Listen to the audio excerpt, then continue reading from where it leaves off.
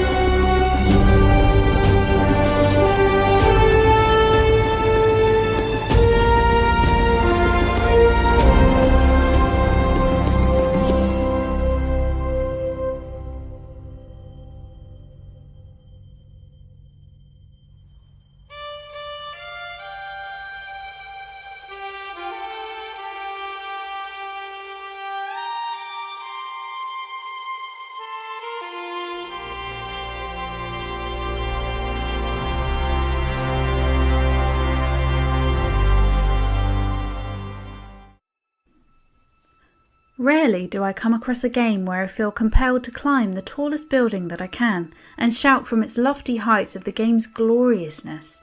Rarer still when a sequel outpasses its predecessor. But this is precisely what Moss 2 does. It picks up in the moments after the end of the first game.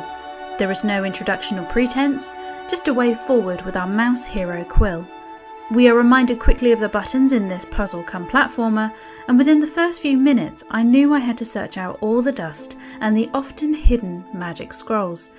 The collectibles do not seem altogether necessary, but they do add a huge amount of satisfaction when you finally find a way to reach that elusive scroll that the sneaky devs had hidden round a corner.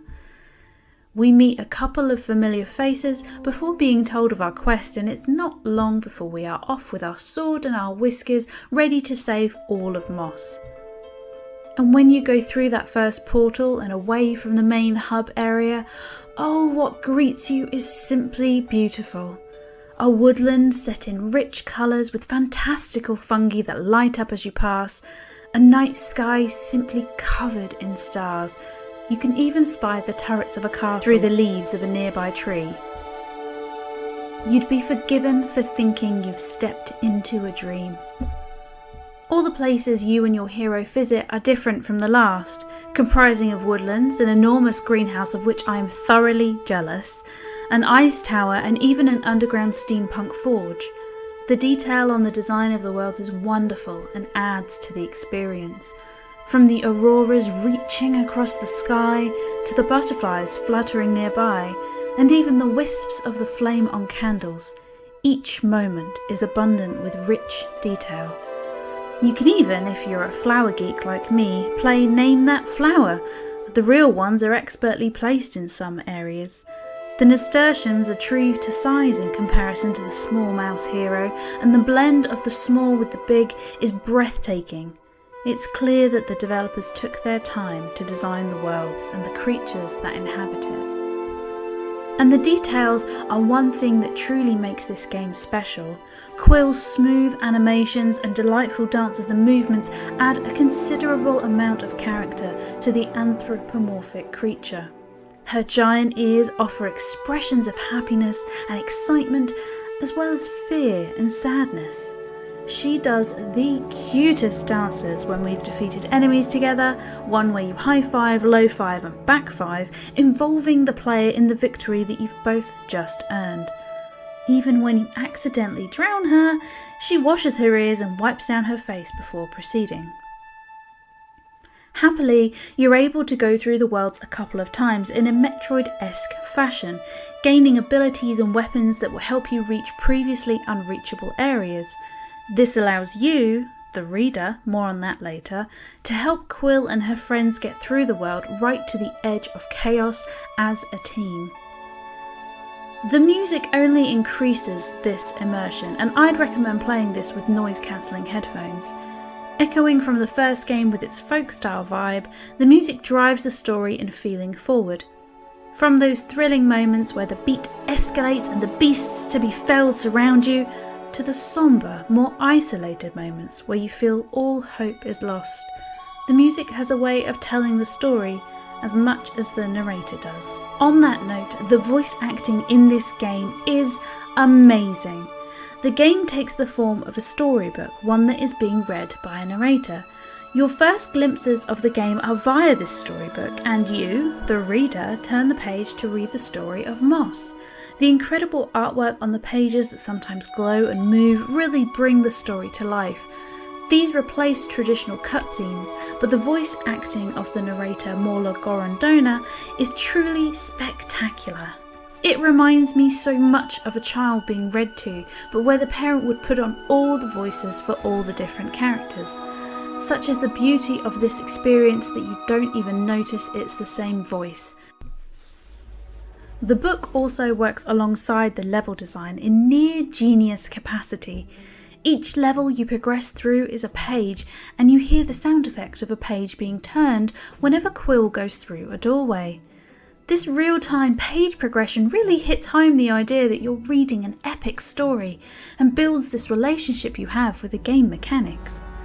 The VR complements these game mechanics with the idea of a page being a level, as they are set areas with progression generally from one side to the other, left to right usually, like a book.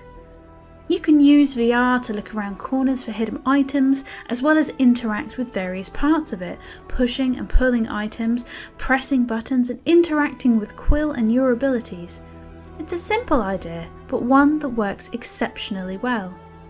Often comprising of a mixture of puzzles, multiple doors and enemies, the levels are designed with the complete immersion of the player in mind. If you aren't getting eyeballed by a snow bunny, then you simply haven't seen it yet. With some clever button pressing and remembering all the abilities that both you, the reader, and Quill have, you can reach the other side in what afterwards seems very logical, but what can seem like utter madness on first sight, especially toward the final chapters. But there is one thing that I have only touched upon, the one thing this game does better than any I have played thus far. It creates a bond between you, the reader, and Quill, the little mouse from the clearing. With the interactive style of gameplay to being directly addressed by Quill and other characters, your part in the story is at the forefront of the game. Put simply, without you, Quill would not be able to save Moss. And that is maybe because she is a character that you control, but Moss too makes it more than that. The immersion being so incredible that you befriend this little mouse and end up saving the world together. The relationship already has the foundations built from the first game, but in this game it takes it further. With the cutest little victory dances, some high fives which are just absolute perfection, and the sign language that Quill uses to communicate directly with you, overlaid with the narrator's words, and a few moments that you'll have to experience yourself, it really does feel like you are helping this little mouse overcome this big world. You celebrate with Quill when she wins, you cry with Quill when she loses, and it is sad when the game ends and you have to say goodbye. But fear not, because I believe there is a third book in this series, and I don't believe that we've had to say goodbye to the world of Moss forever just yet. This game is an incredible VR experience, drawing on the very simplest of ideas to create this breathtaking world and fantastic story. Your part in it is not dismissed as just being the over-the-shoulder omnipotent god, and you really feel for the characters as they go through the adventure and to the brink of chaos. The boss fights are fun, engaging and clever, and there are some new mechanics and abilities for Quill and the reader to use. The world is in depth and the detail outstanding. Although it is a short game, racking in at just over 5 hours for an almost 100% playthrough, the quality of the experience will mean that you will want to play it multiple times just to go back and visit. If you want real escapism, heartwarming fantasy, and some incredibly fun gameplay, I suggest you give this game and this little mouse a go.